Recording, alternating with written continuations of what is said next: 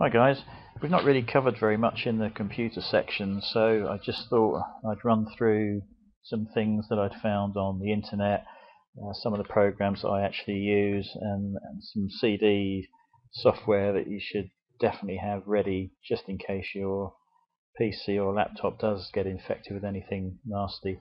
Although it doesn't seem to have happened too often to any of the members on the forum, I thought we should have some sort of guide to some useful programs available. The first one is called Hirens Boot CD. This allows you to download an ISO file.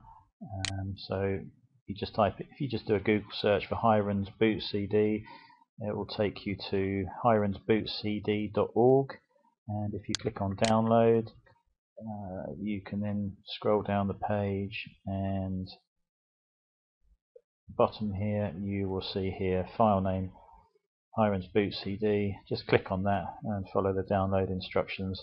It's an ISO file, and you will need to unzip it and burn it to a disk, which we'll cover in a minute. But this allows your PC to boot into this CD, so you'd probably have to change the BIOS settings. Just as the PC boots up, press delete F8 or whatever it is for your particular PC, and you can boot from this CD, and it is absolutely full of tools. I think already, yeah, there we go. If you click on CD contents, all of these programs will be on the disk. So you've got antivirus tools that you can run, rootkit removal tools, backup tools. There's probably hundreds of different things that you can run from the CD. Really useful if you get any malware or any sort of issue going on the PC. CCleaner here, another great one. This is probably out of date, obviously, on the CD, but the program will check for updates. That's another one I run all the time, very useful. But there are literally dozens of tools on this CD to help you get out of problems with viruses and malware and that sort of thing. So that's that. Once you've downloaded it, you're going to need to burn it to disk. But as it's an ISO file, you'll need some special software to burn it to the disk, which we've got. I've got the one here that I actually use. So I downloaded all of these things we're going to talk about today already, but I just wanted to point out something. That's been downloaded and I haven't touched it yet, but I'm running Windows 7, by the way, but this applies to other OSs. If you right click on the file, go down to Properties, and then click Unblock. As you saw probably there, it came from another computer and might be blocked to help protect this computer. So I've just clicked on Unblock and then OK, and then I can right click again and select Extract here. Okay, and there's some instructions there. And you can just run this directly from the desktop or any folder or anywhere else you want to put it on the computer. It doesn't actually install anything, you just run it by double clicking on it. And here you basically search for the ISO file. It will find your device to write to. In my case this won't work because the Blu-ray drive has come out and I've broken the connection, so it won't work on this. So we'll just close that down. So once you've got this ISO burning software safely running, you would go to the Hirens Boot CD download, and you can right click on that and go to Properties, and again click on Unblock. Click on OK. Click on Extract here, and oops, I've just done the wrong. Sec. Well, it just shows you what can go wrong. Extract. Okay, I'm going to extract it. So that, I don't know what is going on there. Well, this will extract, and inside this folder when it's finished will be the ISO file that it's actually unzipping. So it'll take a few more seconds.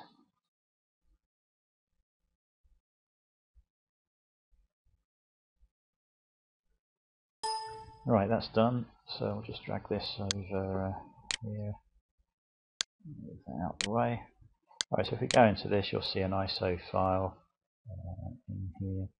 Now actually, that ISO file, the download actually includes the BurnCDCC software that I installed earlier. So that's why it was warning me that the file already existed. I didn't realise that came with it. So that's one stage we don't have to worry about then. So you can just extract that. If I'd extracted it to the desktop, all these files would have appeared. That's the actual ISO file that needs to be burnt to the CD, and that is the program to actually burn it to the CD. So we'll just double click on that now. We'll browse to the file image, which it's already gone to. So we would click on that, open it up. That is the drive that you would be writing to, and you would click on finalize, and you can read verify as well just to make absolutely sure, and then you would click on start, and that will just write the file to your CD and label the CD, and you've got, and just store it somewhere safe, and you're all ready to go if you do have a problem at some point. So although I downloaded the BurnCDCC program separately, I didn't need to. It was actually already included in the Hirens Boot CD download. So yeah, that was quite handy. That's a very useful one to have just sat there waiting in case you've got a problem at some point. The other one is Kaspersky Rescue CD 10. Similar sort of thing.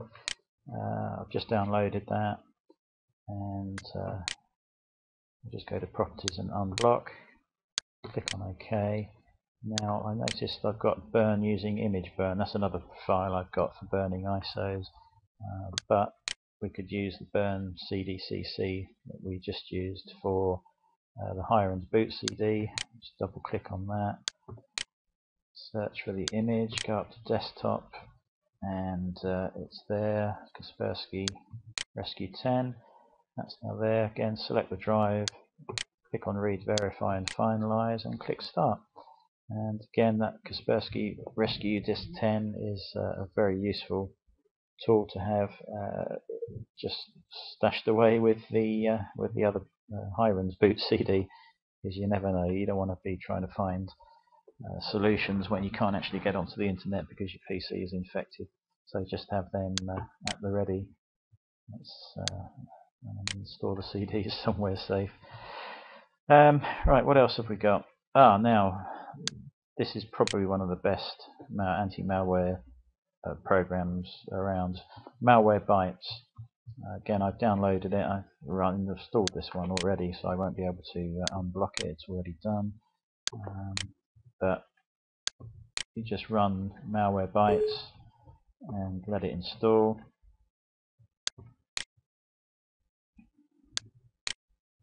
I've already done this and run the program.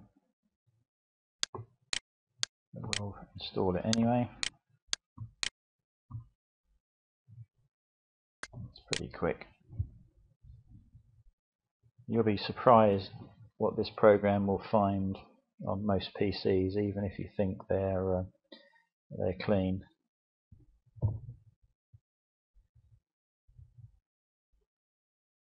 Now you can run this in a trial format, and you can do a scan on it. Certain parts of the certain features are blocked unless you pay for it.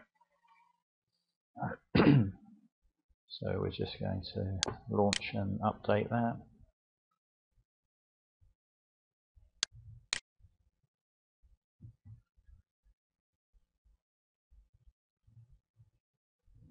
So it's just checking for any updates.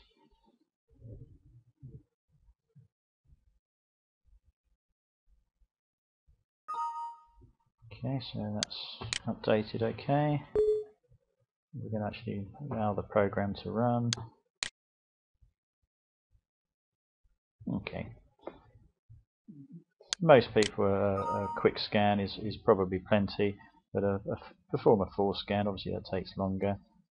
This flash scan is only available to paid up licensed users, and to be honest, this is only 1995, I think it was. It's well worth it. It gives you a license for one PC, but no doubt you could sneak it onto another one, and nobody would be none the wiser. That's the difference between the free version and the full version. You don't get the real-time protection module in the free version. Yeah, excellent. Probably one of the best around. And I did run it earlier on, and it found one issue, which strangely it thought one of these other programs that I downloaded today was an issue. Yeah, so that's Malwarebytes. I'd certainly recommend using that. A couple of other things that I found. This is called VirusTotal, and it allows you to download. Let's say you downloaded a file. Well, let's say I downloaded this today, and I wasn't sure whether it was safe or not.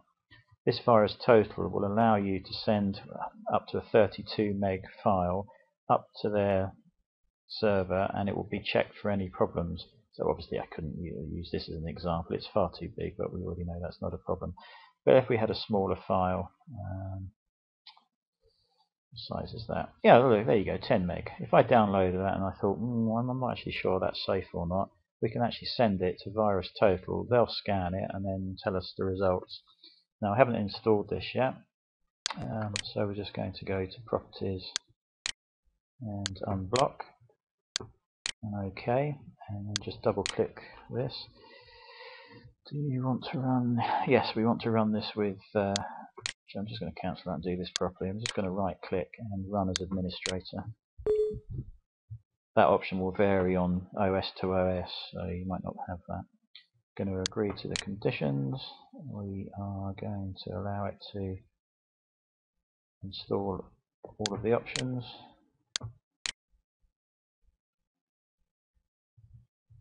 It's done. We'll just close that. Now I can run the program.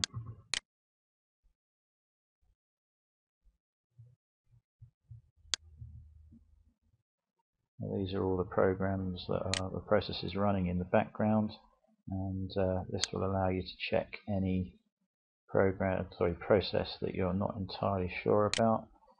So let's have a iPod service. What do you think that is?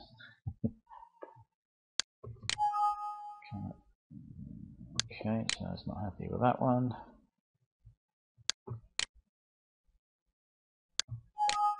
In fact, I'm probably using this incorrectly. Let's choose that again, select file and upload. Right, so I wanted to check that NBAM file, which is that one there. So we'll just upload that. It's checking it now, and it's going to open the browser according to this, and that will show us the results of that file. Now it checks, I believe, with all the top antivirus companies to see if there's a particular problem with this file. Of course, I already know that there are no problems.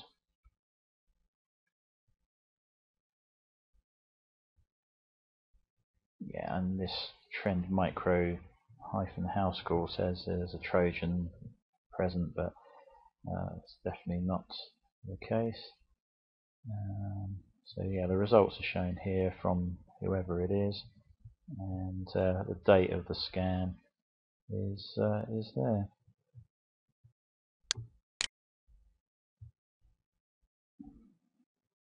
So yeah, quite clever. I'm just going to shut that down again. Close that window. Upload. I don't know why we can't. You should just be able to click on the process and upload. Okay, this time it's worked. So I've uploaded that process that's running in the background, and now it's just going to check again to see what's going on. I already know it's Camtasia Studio, which is the program I'm using to record this. And we can scroll down and look at all the results, and there's no issues there. And up here you can see vote as harmless. I know it's harmless, so I can vote. So no issues with that at all because I'm using it now. So we'll close that down. And we'll actually close that down as well. And this has added, I hope, a right-click option and added an option to the Send To menu. So if we've just downloaded that, we can hover over it. We can select the right-click button. We can right-click on it and go to Send To. And now in this list of Send To options, you've got VirusTotal. So we can click on VirusTotal. That will open that box we saw earlier on, and it will send the file to VirusTotal, and the web page will open with the search results. So yeah, pretty happy that there's no issues there. Some of these, I've never even heard of, so we all know which ones we would stick to. If Komodo or AVG or any of the well-known ones said there was a problem, it would be worth investigating it. But some of these other ones that none of us have ever heard of, I've never heard of Jiangmin. If there was a warning there and nowhere else, we probably wouldn't worry too much about it. So again, I know that one's okay, so we can click on there and know that that's harmless. So it's a really, really useful tool. If you download something you're not quite sure of, just send it to them and they'll tell you the results. Fantastic program. Only found that on YouTube thanks to Brian at Brightech Computers, so all credit to him for that one. Really very useful indeed. So that's VirusTotal. Another one that I found, and again I think this might have been thanks to Brian at Brightech, PatchMyPC. You might think this is a really dodgy program.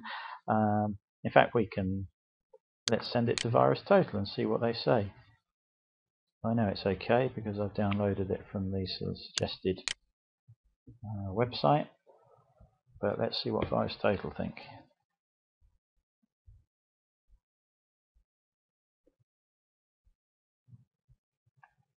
Okay, so let's just click on more details. PatchMyPC.exe. Type it is. Detection ratios, no issues I've found at all. Again, I know it's okay, so I'm going to say that is harmless. I've seen it in action elsewhere. So we're now going to run that. I'm going to right click and go to properties, and I've already unblocked it obviously. Just close that. And now we'll run as administrator. Click on yes.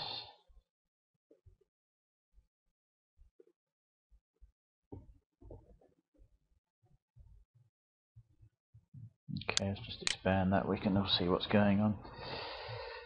Right. Okay, so green is already patched. Red equals not patched, and an update will be applied.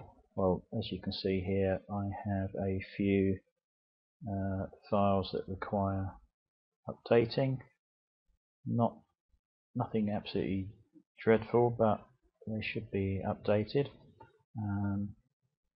So we're going to click on Perform 9 Updates, which is for all of those ones in red. Frankly, I'm not bothered about the iTunes, and I expect if I read the instructions there'll be a way to ignore that or just skip it.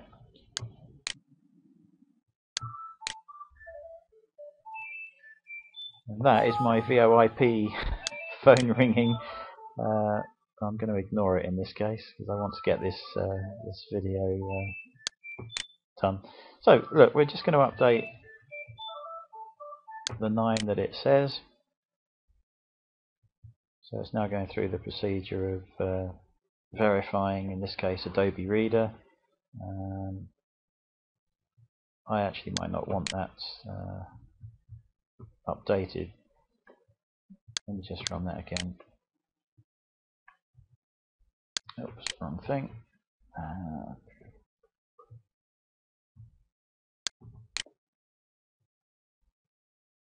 Right, let me just run this again.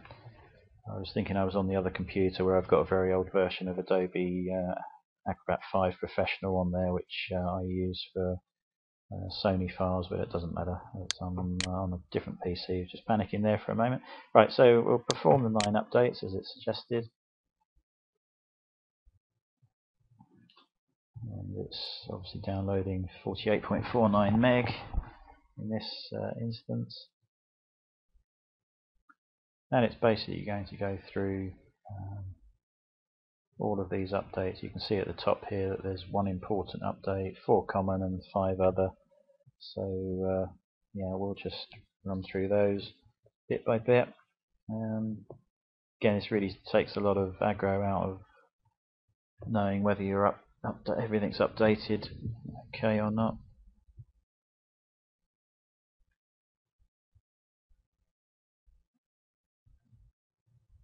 I'm guessing this could take quite a while, depending on how many items that you have that need to be updated. I don't know whether whilst it's working it will allow us to look at other. Okay, it will do. So they were the common files. They're the ones that I think it's actually doing now. Other files, let's have a look down. Right, well, that's a graphics program I use all the time. Google Earth, occasionally use it. Image Burn, occasionally use that. Notepad Plus I do use all the time. It's really handy for editing the HTML pages for the websites that I do. What else? WinRAR. Don't really use that now. We use 7-zip. So yeah, and of course it will also take care of Windows updates and things like that. Yeah, we have to wait until all these updates are done before we can click on any of the other options. But yeah, PatchMyPC, brilliant program, and I would recommend everybody get that and make sure everything is up to date, just from a security point of view. So we'll just minimize that and let that run. I think that's probably covered a few bits for us today. Sorry, there you can just see that popped up. That's installed Adobe Reader for us. The icon just popped up.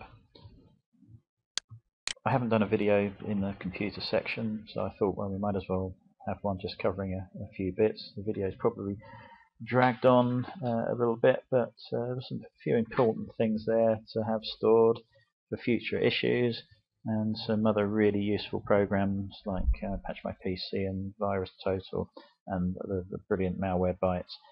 You know, I'd highly recommend buying that at 20 quid, or just a little bit less than 20 quid. So that's it. Thanks for watching that. Hopefully there's some useful information on there. I'm going to do another video maybe later or over the next few days about how to not give out your IP address when you're surfing the net and things like that. If you use Google search, for instance, Google stores all of your information in the search request for about, I think it's 18 months. So there's a way around stopping all these companies getting all your information by changing your IP address. So we're going to cover that in another video. So I hope that was useful, and I'll catch you guys on the forum. Thanks a lot.